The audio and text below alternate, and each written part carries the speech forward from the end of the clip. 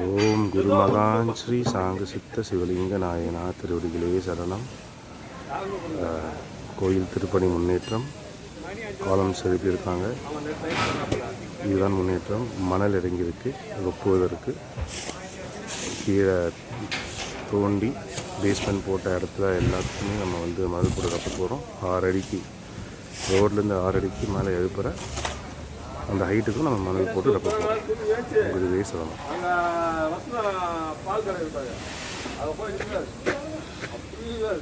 மணல் நேற்று இரவு இறங்கியிருக்கு.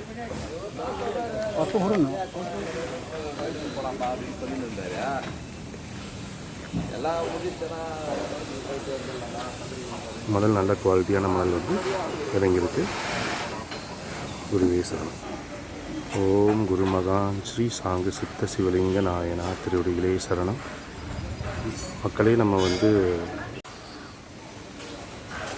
ஓம் குருமகான் ஸ்ரீ சாங்க சித்த சிவலிங்க நாயனா திருவடிகளே சரணம்.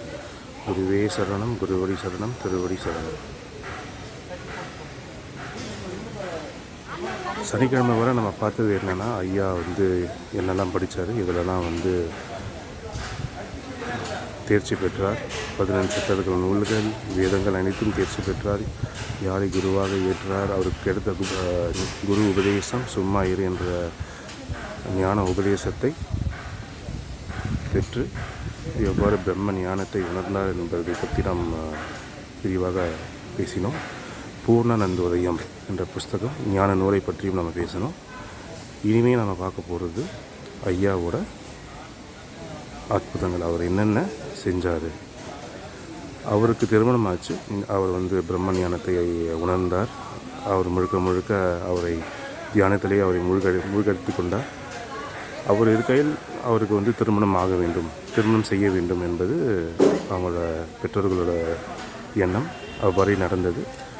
திருமணம் முடிந்த பிறகு அவர் எங்கே போனார்னா, சேட்பட்டில் சிம்சன் துரை என்ற ஒரு ஆங்கிலேயர் கமிஷன், இஸ் அ கமிஷனர், அவர்கிட்ட போயிட்டு வேலை செய்கிறாரு. ஒரு ஹெல்ப்பராக வேலை செய்கிறாரு. சமையல்காரராகவும் மற்ற வேலைகளுக்கு உதவி புரிபவராகவும் பணியில் அமர்றாரு.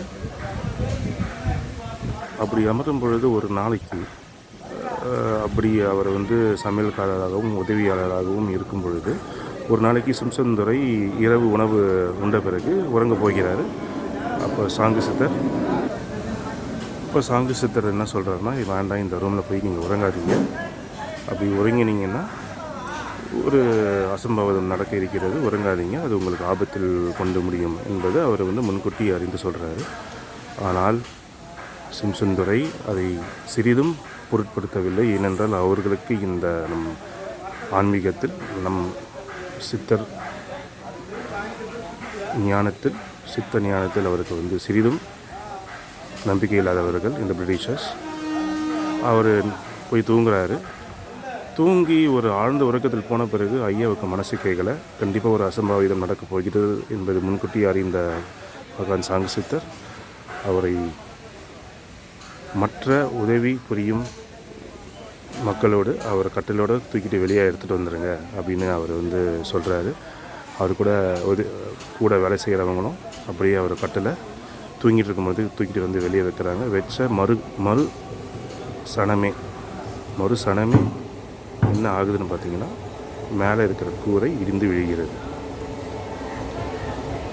அந்த இடிந்து விழுந்த சத்தத்தில் எழுந்தார் சிம்சன் துரை.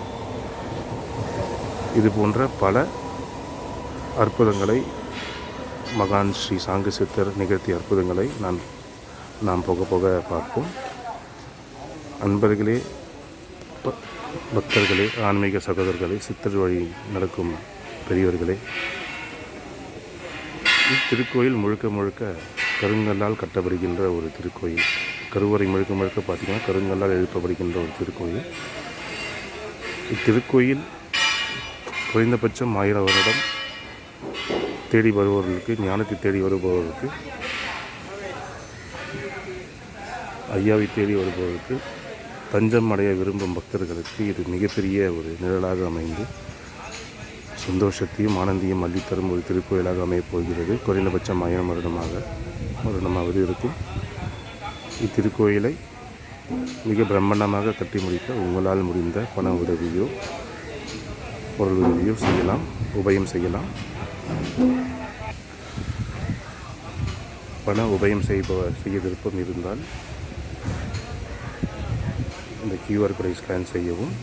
பொருள் உதவி செய்ய மணல், ஜல்லி, கல், செங்கல், கம்பி, சிமெண்ட்டு இதை ஏதாவது உதவி செய்ய விருப்பம் இருந்தால் 4இல் யாரையாவது நீங்கள் தொடர்பு கொள்ளலாம். குருவே சரணம், குருவடி சரணம், திருவடி சரணம். நன்றி. குருவே சரணம்.